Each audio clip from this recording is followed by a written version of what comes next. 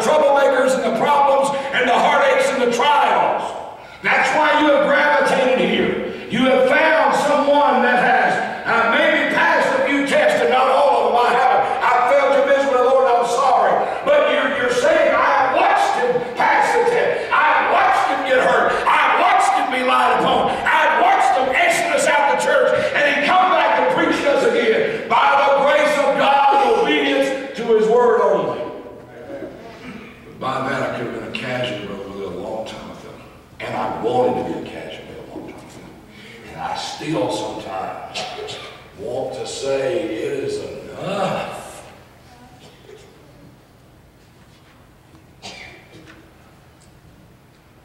But I realize that my attitude and the problem and dilemma can make it worse than God ever intended for it to be. Wait a minute, you listen to what I said. God allows things to happen, but your attitude and your behavior can make things get worse. God didn't intend for them to get worse, but your response can make them get worse.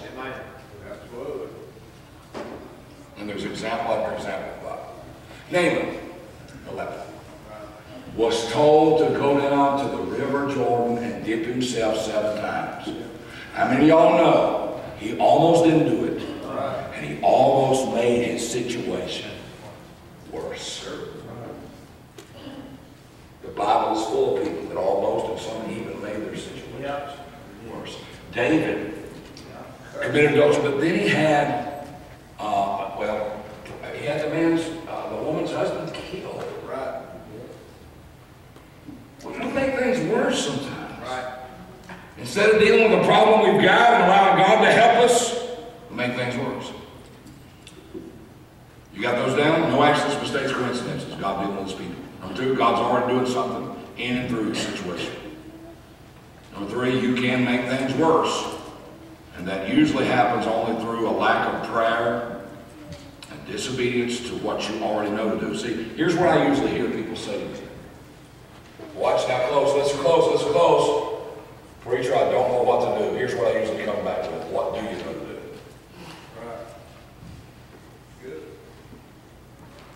I learned that a long time ago. I don't know what to do. What do you know to do? Well, I know to. Then are you doing them? Well, no, I really hadn't had dark because I didn't know what to do. Do what you know to do. Right. You don't have to write that down, but you're going to put it in your spirit somewhere. Whenever you don't know what to do, make sure you do what you know to do.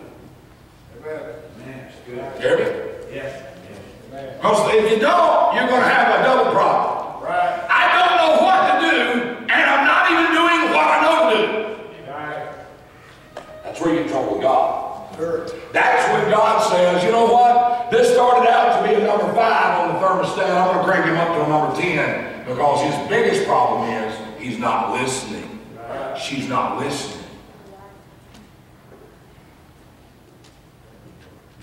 You better get you some verses and squirt them in your ear, turn your head sideways and listen to that sizzling. And take the water of that word and clean it out, buddy.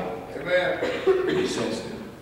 All right. And I'm going to give you 5 examples. You thought I was still preaching. I'm going to give you 5 examples of people in the Bible that God turned their mess into a message for us.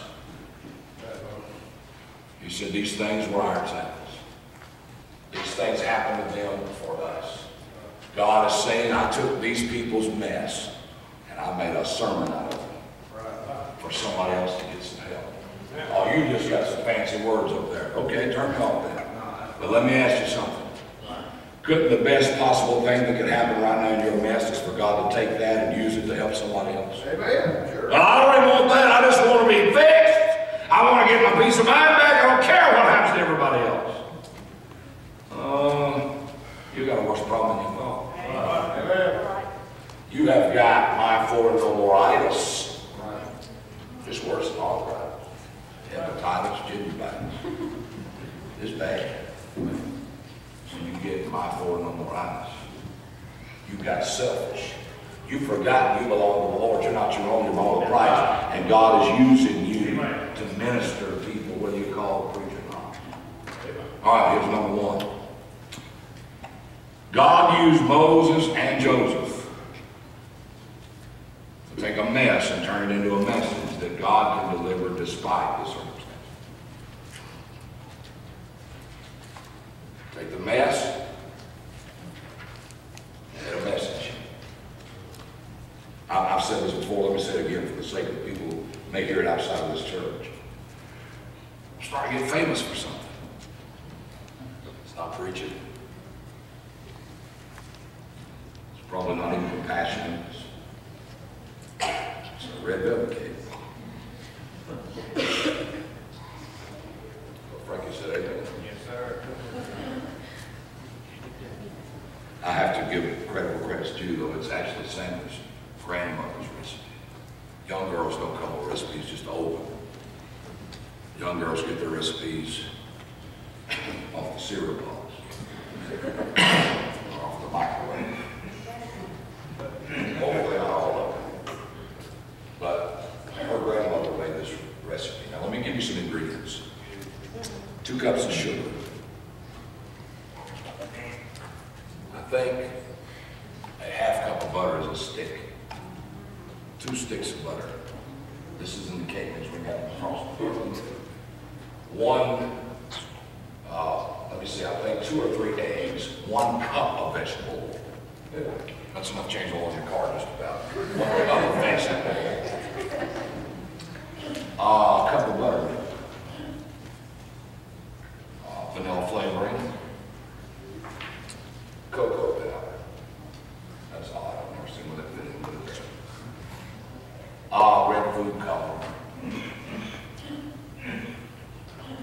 Think anything else that's in there? I've made it 1,000 times, but I can't remember everything. Well greased pan, 350, 25 minutes. Now let's look at the ingredients by themselves. How many of you love to eat raw eggs?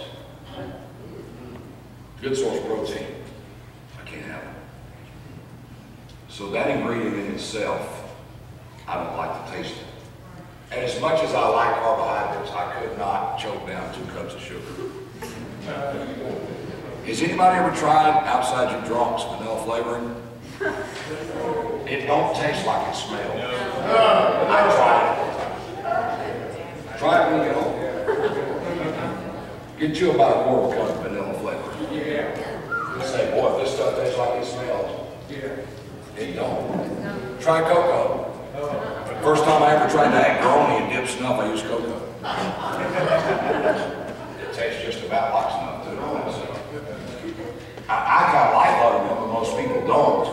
The average palate does not like buttermilk. By itself, it's not that good. All right? Butter. I like butter, but not by the stick. I like vegetable oil, but not by the cup. I drink mineral oil, and you know what I take a regular castor oil? Oh, I wouldn't take that stuff. That's my life before doing that. All I have to taste it. Castor oil, mineral oil.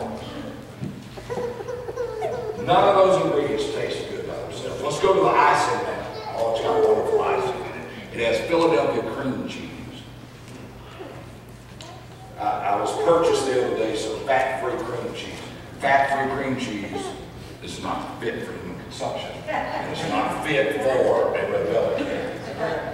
So I had to drive to Ingles at about 6:37 in the morning and get the real Philadelphia brand cream cheese. It's got cream cheese in it. I'm going somewhere with this. Stay with me. It's got cream cheese in it. It's got more butter and other